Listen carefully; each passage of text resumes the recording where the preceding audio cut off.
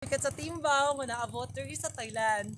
For today's video guys, na ako sa ka-challenge nga gi-accept, which is musulod ko din sa temple nila, and then kani nga challenge isod kaayo, like yung i-challenge ko kay mo sign of the cross daw kuno ko while nangadji dira. Pero guys, sa nag-challenge ani nako, I can't promise nga mabuhat na ko mo kay wata kabalo mabastos na ko ilahang temple ana ba. Then wa ko kabalo maka-offend po ko nila, pero I do my best nga mosulod sa ilahang temple nga wala ko madji. Okay? So karon guys, naa na ta diri, like ikulbaan ko sa una ko siya pag handle, pero kaya na ko ni, hopefully di na ko sila ma-offend. Let's go. Guys, naa na ko diri. Muna lang duha ka option diri nga dagkot. Kani siya kandila, wala ra jud punig atas atoa.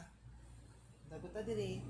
Yung kani guys, I think nani siya yung mga wish ani, kay mga stick man siya. Kani siya, ako kabalo unsa pa yung meaning ani, pero dili na ta pasagad kay ilaha man ning belief diri basin niya bag naay symbol ani or naa sila meaning. Di na ako pasagad ani guys. Ang ako alam is wala siya sparkle ganin mo tong sakoan. Pero di ko pasagad ana niya guys. Ari na tas kandila. Kandila akong gamiton guys kay mo may akong naandan. Okay? Dagko ta diri.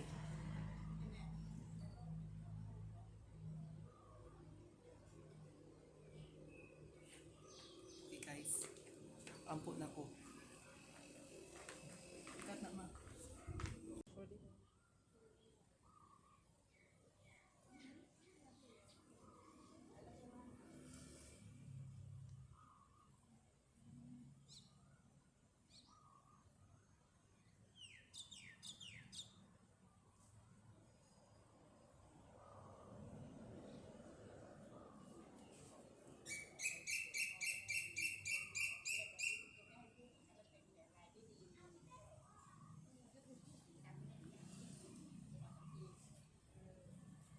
Og kinsa tong ga-challenge nako, sorry kaayo ko good. Wa jud nako buhata tong ni sign of the cross ko. Kay wa jud ta kabaloon say meaning ana nila, or basi ma-insulto gud nako sila pag mo sign of the cross ko. Especially dahang mga monks kay galantaw diri. Wala ra jud ko ni sign of the cross. Then mo to ni dagkot ra ko, ni wish, o ni pray pug ko.